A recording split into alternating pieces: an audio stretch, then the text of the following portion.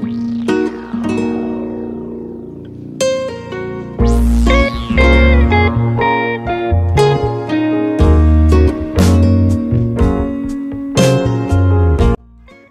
কাবাব দেখে খেতে মন চাচ্ছে, লোভ হচ্ছে। আসসালামু আলাইকুম। চলুন আজকে আপনাদের জন্য খুব সহজে ঝটপট রেসিপি নিয়ে চলে আসলাম। কাঠি কাবাব কিভাবে ঘরে তৈরি করছি।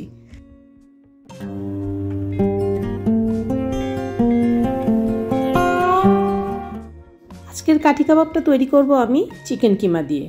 বোনলেস চিকেন নিয়ে নেবেন আপনারা। এখানে আমি 300 গ্রামের মতো চিকেন নিয়েছি, যেটা আমার ঘরে আমি টুকরো করে মিক্সির মধ্যে পেস্ট করে নিয়েছি। চাইলে আপনি একটু দাঁড়া ভাবও রাখতে পারেন, যদি মনে হয় আপনি চিকেনটা এরকম খেতে চাচ্ছেন, তো সেই রকমভাবে আপনি মিক্সিতে পেস্ট করে নেবেন। এবার যা যা লাগছে, একদম শর্টকাট অল্প জিনিসে তৈরি হবে কাঠি কাবাব। লাগছে এখানে 4-5টি রসুন কোয়া, 2টা কাঁচামরিচ, আর লাগছে এখানে একটা বড় আমি ইন্ডিয়ান পেঁয়াজ দিয়েছি, আর দিচ্ছি ধনেপাতা, আর এইখানে দিচ্ছি 2-3 রঙের ক্যাপসিকাম। এটা কালারও আসবে, টেস্টও বাড়ালে। এটা অপশনাল, এটা আপনি দিতে মন চাইলে দিবেন, না দিতে মন চাইলে সমস্যা নেই। তবে অবশ্যই রসুন এবং কাঁচামরিচটা দিতে হবে, ঝালও এটা আপনার ইচ্ছা। তো আমি এই মশলাগুলো নিয়ে এখন চলে যাচ্ছি ব্লেন্ডারে। এটা হালকা 2-1টা পালস দিয়ে একটু টুকরো টুকরো করে নিচ্ছি, বা পেস্ট না, যেন এটা একটু মিহিও হবে না, আবার একদম চাকা চাকাও থাকবে না। 2টা কাঁচামরিচ আমি এখানে ভেঙে দিয়ে দিচ্ছি। 1-2টা পালস দিয়ে যে রকম আকৃতিতে চলে আসবে পেঁয়াজটা, সেইভাবে আমি তৈরি করে নেব। দিয়ে দিচ্ছি এখানে 4-5টি রসুনের কোয়া। চাইলে এই মেজারমেন্টগুলো আপনি বাড়িয়ে নিতে পারেন, কোনো সমস্যা নেই। আর এখানে 3-4 রকমের আমি ক্যাপসিকামের টুকরো দিচ্ছি ধনেপাতা। এটা জাস্ট ব্লেন্ডারে 2-1টা পালস করে নেব, নিয়ে চলে আসব। আর সাথে অল্প একটু মশলা দেব। দিয়ে দিচ্ছি এখানে 1/2 চামচের একটু বেশি জিরার গুঁড়া, আর দিয়ে দিব আমি আর 1 চামচের মতো, ভরে 1 চামচের মতো যে কোনো গরম মশলার গুঁড়া। এটা অবশ্যই দিতে হবে, দিলে খেতে ভালো লাগবে। এই যে দেখতে পাচ্ছেন, এখানে আমি প্রথমে অর্ধেক দিয়েছি, পরে আবার দিয়েছি। বাস এই দুটাই আমার মশলা, আর একটু টুকটাক লাগবে সেটা পরে দেখিয়ে দিচ্ছি। ব্লেন্ড করে নিয়ে পড়লাম। এই যে দেখতেই পাচ্ছেন, আস্তে আস্তে অনেকটা আছে, পুরোপুরি পেস্ট হয়ে যায় নাই। আরও আস্ত থাকলে আরও ভালো হতো, আরও খেতে ভালো লাগতো। যেহেতু আমার মেয়ে আবার মুখে পড়ে, এরকম ভালো লাগে না, তাই আমি একটু পেস্ট করে নিয়েছি। আপনারা আপনাদের পরিমাণ মতো করে নেবেন। চিকেনটা একটা প্লেটে নিয়ে নিয়েছি। এই দেখতেই পাচ্ছেন চিকেনটা ভালো মতো ম্যাশ হয়ে গেছে। এই যে পেঁয়াজটা আমি দিয়ে দিচ্ছি। এখন এটাকে আমি ভালো করে মিক্স করে নেব। চিকেনের সাথে ভালো করে এটা মাখিয়ে নিতে হবে। আর এই পর্যায়ে চাইলে আপনি আরও একটু পেঁয়াজের টুকরো বা পেঁয়াজ কলি, যা আপনার ইচ্ছা, আপনার যদি এটার মধ্যে কিছু অ্যাড করতে ইচ্ছা করে আপনি সেভাবে অ্যাড করে নেবেন। তো আমি মাখিয়ে নিচ্ছি। তো এখন আমি অ্যাড করে দিচ্ছি লবণ। প্রথমে কিন্তু আমি লবণ অ্যাড করিনি, আর আমার কাছে মনে হচ্ছে বাইন্ডিং হবে না, একটু পাতলা পাতলা লাগছে। তো যদি এইরকম আপনারটাও একটু পাতলা হয়, যেহেতু বলেছি ইন্ডিয়ান পেঁয়াজ, তাই এখানে একটু পানি বের হয়েছিল। আর মেন সিক্রেট যেটা হচ্ছে চিজ। হ্যাঁ, অবশ্যই এটার মধ্যে আপনাকে চিজ অ্যাড করতে হবে। এটা হচ্ছে গ্রেট করা মোজারেলা চিজ। আপনি ঢাকাইয়া পনির চাইলেও অ্যাড করতে পারেন। এটাতে কাঠি কাবাবটা আপনার একটু জুসি হবে, খেতে ভালো লাগবে এবং সফট হবে। ব্রেস্টের পিসের কিমা দিয়ে যখন আমরা কোনো জিনিস বানাই, কিমা বা কোফতা টাইপের, তখন কিন্তু হার্ড স্টিক হয়ে যায়। হ্যাঁ, এই পর্যায়ে আমি আরেকটু ঘি দিয়ে দিলাম।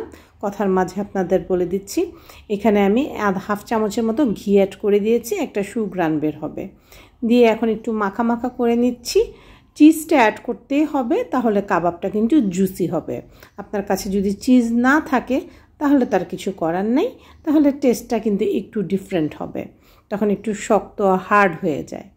আর যেহেতু বললাম আমার কাছে মনে হচ্ছিল এটা বাইন্ডিংটা একটু পাতলা লাগছে, যেহেতু এটা ইন্ডিয়ান পেঁয়াজ, তো মনে হলো যে আমি এখানে একটু ময়দা বা একটু কর্নফ্লাওয়ার অ্যাড করে দিই, তাহলে দেখা যাবে বাইন্ডিংটা আসবে। এই রকম লম্বা শিকে আপনি গেথে চুলায় আপনি এটা জ্বালিয়ে খেতে পারেন, আমি তাই দেখিয়ে দিলাম। আর এখানে একটা বাটিতে আমি পানি নিয়ে নিয়েছি, হাতটা ধুয়ে এসেছি। পানি নিয়ে কাবাবটা আমার বা তেল আপনি হাতে মেখে নিতে পারেন। আমি দেখিয়ে দিচ্ছি এইভাবে হাতে মেখে আপনি শিকের মধ্যে এরকম করে গেঁথে নেবেন যদি আপনি জ্বালিয়ে খেতে চান, বারবিকিউ করে খেতে চান। যেহেতু আমি এটা আজকে কাঠিতে করব, তাই আমি আর স্টিক দিয়ে কাজ করব না। আমি আপনাদের দেখানোর সুবিধার্থে এই জিনিসটা দেখিয়ে দিচ্ছি যে হাতের মধ্যে নিয়ে আমি কিভাবে কাঠি স্টিকটার মধ্যে আর কি গেঁথে রেডি করব। তো এই যে বললাম একটু বাইন্ডিং কম লাগছিল আমার কাছে, তো এই পর্যায়ে আমি অল্প একটু ময়দা অ্যাড করে দিচ্ছি। দিলে এটা বাইন্ডিংটা সুন্দর হবে। আপনার ঘরে যদি বেসন থাকে আপনি বেসনও অ্যাড করতে পারেন। তো আমি ময়দাটা অ্যাড করা বেটার মনে করলাম। ময়দা অ্যাড করার পর কাঠিতে অনায়াসে লেগে যাবে এবং আপনি সুন্দর করে করতে পারবেন। এটা আমি চুলায় আজকে ফ্রাই করব, তারপর আমি কাঠিতে অ্যাড করে এটা জাস্ট রেডি হয়ে যাবে। এই যে আবার আমি হাতে একটু পানি মাখিয়ে নিচ্ছি। এইবার এই জিনিসটা দেখিয়ে দিচ্ছি যে হাতে কিভাবে আপনি, এটা একটা ট্রিক, এই হাত ওই হাত করে নিয়ে সুন্দর করে এটা আপনাকে লম্বা একটা শেপ দিতে হবে। জাস্ট গোল করে শেপ করলে হবে না। আর এই যে দেখতে পাচ্ছেন এটা একটু ট্রিকি জিনিস, এটা একটু দেখে নিয়ে বুঝে নিতে হবে। এটা অ্যাকচুয়ালি বুঝিয়ে বলার কিছু নেই।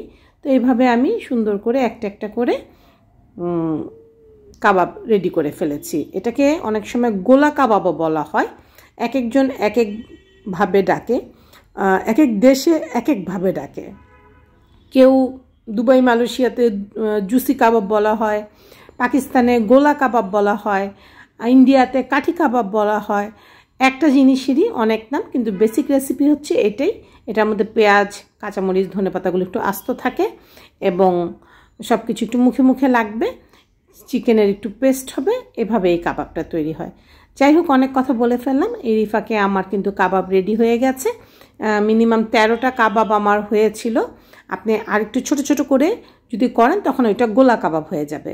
আর আমি কাঠি হিসাবে এভাবে করেছি, তাই আমার কাঠি কাবাব এটা। এখন চলুন এইটাকে আমার একটু রেস্টে রাখতে হবে, সাথে সাথেই কিন্তু ভেজে ফেলবো না। তাই বলি রেসিপিটা সবসময় পুরোপুরি দেখার চেষ্টা করবেন। এটা আমি একটু ফ্রিজে, নর্মাল ফ্রিজের টেম্পারেচারে কিছুক্ষণের জন্য রেখে দিচ্ছি, বা আপনি যখন ভেজে খাবেন তখন বের করে নেবেন। এটা খুব তাড়াতাড়ি ভাজা হয়ে যায়। আর ওই যে বললাম বাইন্ডিং, আপনি যদি কিছুক্ষণ ফ্রিজে রেখেও এনে তারপর শিকে অ্যাড করেন তখন কিন্তু খুব সুন্দরভাবে বাইন্ডিং থাকবে। এখানে আমি পরিমাণ মতো একটু তেল নিয়ে নিয়েছি। এবার একে একে কাবাবগুলো ভেজে নিচ্ছি। দেখতেই পাচ্ছেন খুব সুন্দর বাইন্ডিং হয়েছে, লেগে গেছে, টাইট হয়ে গেছে। তো এই পর্যায়ে আমি এখন সুন্দর করে একটা একটা করে কাবাব ভেজে নিচ্ছি। তো এই যে দেখেন কি সুন্দর বাইন্ডিং হয়েছে। এই পর্যায়ে যদি আপনি এনে শিকের মধ্যে হাতে যদি আঙুলের ছাপ ফেলে ফেলে চুলার উপরে ঝলসে নেন তাহলে কিন্তু আপনার একটা মজাদার শিক কাবাব তৈরি হয়ে যাবে। আর চিকেন যেহেতু এত টাইমও লাগে না, এই যে আমি আবার হাতটা একটু ভিজিয়ে নিলাম যেন যদি এদিক ওদিক নড়ে চড়ে যায় ঠিক থাকে। যেহেতু আমি 10 মিনিট পরেই বের করে নিয়ে এসেছি, এই যে এখন একটু দেখতে পাচ্ছেন হালকা হালকা করে একটু আঙুলের ছাপ দিয়ে দিচ্ছি। এখানে একটা হচ্ছে, বাট নিচে কিন্তু আমার 4 আঙুলের ছাপ ভরছে। এই যে দেখতে পাচ্ছেন, বললাম না ভিডিওতে অনেক সময় অনেক কিছু দেখা যায় বা আসে, বোঝানো যায় না। এটা ট্রিক, যতটুকু পারছি আপনাদের বোঝানোর চেষ্টা করছি, বলছি।